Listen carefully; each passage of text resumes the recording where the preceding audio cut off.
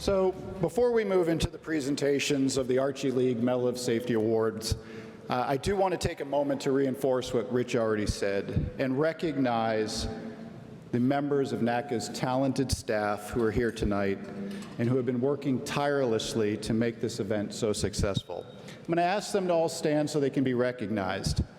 I'm going to call out the names so we can reserve our applause to the end.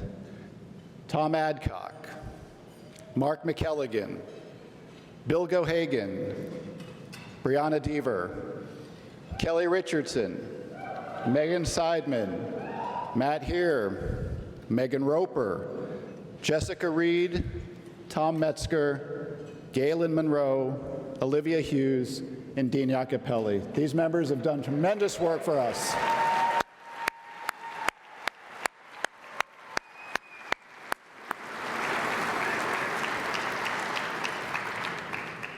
And I also want to thank the members of the selection committee who poured over all of these years' submissions for the Archie League Awards to find the amazing stories and achievements that we were about to witness.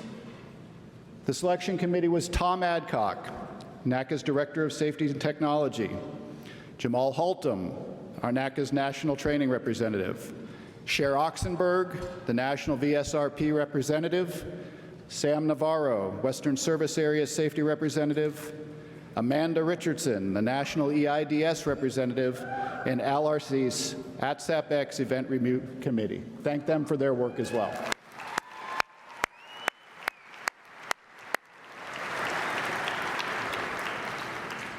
So as we get into the presentations, during the walkthrough, we discussed saying a few words of each of the presenters. You heard Rich speak about Brad. And while this night is about very serious events and have a gravity and a somberness, it's still a celebration.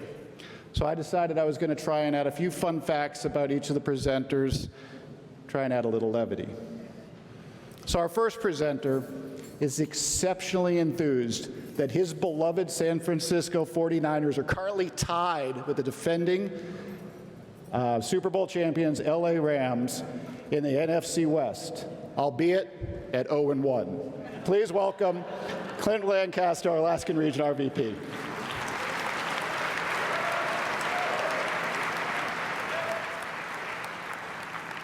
Starting it off right. Just so you know, Mark Schneider helped write my speech, so get ready. So being the old guy on the board, I'm going to take just a little bit of liberty before we start. I just want to say it's amazing to see everybody here again. I think I can speak for all the RVPs when I say that this is one of the best things that we get to do. And I'm just glad to see you all again. So let's go. Promise I'll remember how to breathe. It's been a couple years, but it's still a big room. Merrill Field was established in 1930 on the edge of, at the time, the small city of Anchorage, Alaska. As the city has grown around it, Merrill Field is now situated squarely in the heart of downtown. It's also squarely in the middle of very congested airspace in the Anchorage Bowl area. Because of the proximity to Anchorage Airport, its shared airspace boundaries with Lake Hood Seaplane Base, Elmendorf Air Force Base, and a large amount of GA aircraft, Merrill Field is often what's best described as finely controlled daily chaos. It's also the best place on a cold December morning for an aircraft running out of engine power and options for a safe landing. On the morning of December 8th, 2021, Merrill Field was finishing up snow removal operations from a winter storm the day before. Airport ops were actively cleaning snow on the arrival end of runway 7, while aircraft ops were being reduced to a smaller crosswind runway of 34. Meanwhile, across town at Anchorage International, TransNorthern 123, it's actually the call sign, got creative. Douglas DC-3 manufactured in 1952, was departing runway 7 left en route to Kodiak, Alaska, with a load of cargo. Shortly after takeoff, TransNorthern 123 experienced a loss of engine power and requested to return for landing. Anchorage controllers quickly coordinated with Merrill Field and informed them of the situation. TransNorthern 123 advised that they would be continuing northbound into Merrill Field's airspace due to the reduced climb rate. Brent Eber was working local control position when he noticed TransNorthern was very low over the city. Brent's experience as a veteran controller quickly told him something wasn't right. He also recognized the pilot was a regular at Merrill Field and has considerable experience flying in and out of the airport. Determining that the most likely outcome was that the aircraft would try to land runway 7 at Merrill, Brent immediately instructed the snow removal vehicles to exit the runway where they were working. Meanwhile, working the CIC was Nate Midthun, I always say his name wrong, an 11-year veteran controller at Merrill as well. Nate took initial call from Anchorage Tower that TransNorthern was having difficulties and offered Merrill's runways if it was needed. Nate continuously coordinated with Anchorage Tower while also working to get information to the Anchorage Fire Department, as Merrill Field has no crash, fire, or rescue equipment on field. I'm going to show you the video here, but I do want to point out a couple things because it happens kind of fast in the video. You'll watch closely when the aircraft clears the fence, there's actually video of the plane landing. You'll see the proximity to an airplane that was strapped down on the wing, and you'll see the proximity of how close this airplane got to the snow equipment removal. And you'll also see how low it was actually flying through the city. So go ahead and play the video.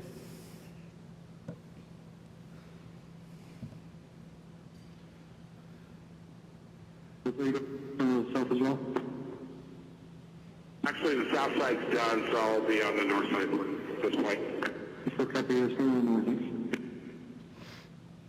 Tower, 28 Tango November, we just lost our right engine. We need to come back for a landing. It's 18 in November, Roger, enter right downwind from my 7 left. Right downwind 7 left, 28 Tango November. TransNorthern 123 has got an engine out circling back for Anchorage. Roger that. Whoever. Tower, TransNorthern 123, we're going to be entering Merrill's airspace here, continuing on to the north, trying to get a good climb rate. TransNorthern 123 is approved in the Merrill airspace and Lakewood segment. There's no traffic in Merrill. They got one guy in the Lakewood, which is 5-7. Tower, TransNorthern 123. Airport 4, enter runway 25. I have an emergency aircraft. I don't know if they're going to need our airport or not. Airport 4, copy. 123 Mayday, we're putting it down Merrill, runway 7 at Merrill, runway 7 at Merrill, Back to Anchorage engine. TransNorthern 123 is still down on runway 7 in your airport. Yeah, he's coming off land. He's approved. Landing runway 7 at Merrill, landing 7 at Merrill. TransNorthern 123, Merrill knows they got the traffic cleared for you. In airport 4, I do have aircraft landing runway 7 this time. Say again? Airport 4, use caution, there's an aircraft. Right behind you. Move.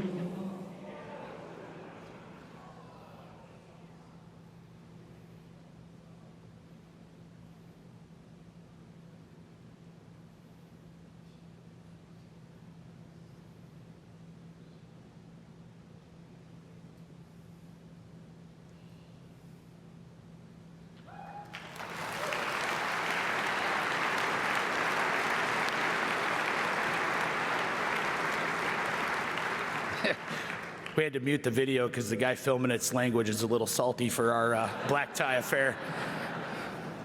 A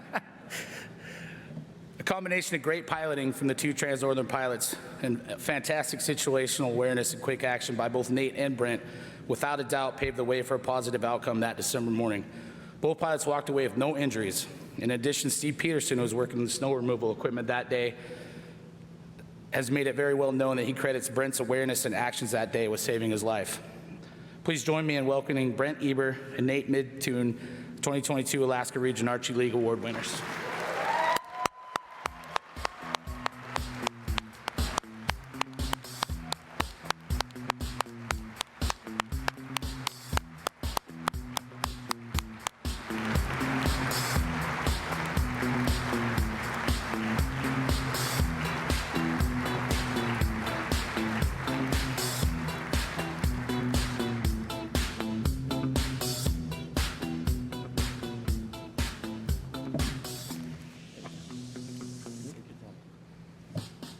Wow. It's a lot easier to formulate words watching that and seeing that instead of in front of 1,000 people. Thank you, everyone, for this award. It's amazing. Appreciate it. The nomination from our facility. Eric, thank you for putting this all together, so I don't have to say much. And Clint, thank you for that little speech there. Appreciate that. My parents are in the house. Thanks for showing up.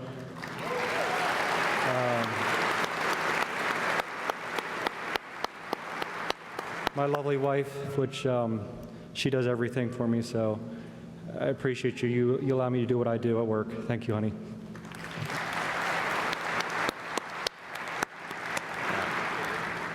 So that's way more intense watching it that way than in the tower. That was something else. Chills either way.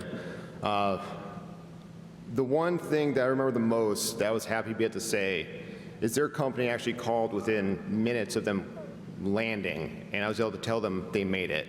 You could hear the relief in the person's voice. I was able to hang up on them and just continue with what I was doing at that point. So that was by far probably the best moment for me in that day. My wife can't be here today. Brittany, I love you. Thank you. I know you're watching right now, and so it's been a fun time. And thanks for being there for me. Thank you, Eric. You've done awesome for us, man. Thanks. And to everyone sacrificing so I could be here, I'm sorry you had to work this way today, but thank you.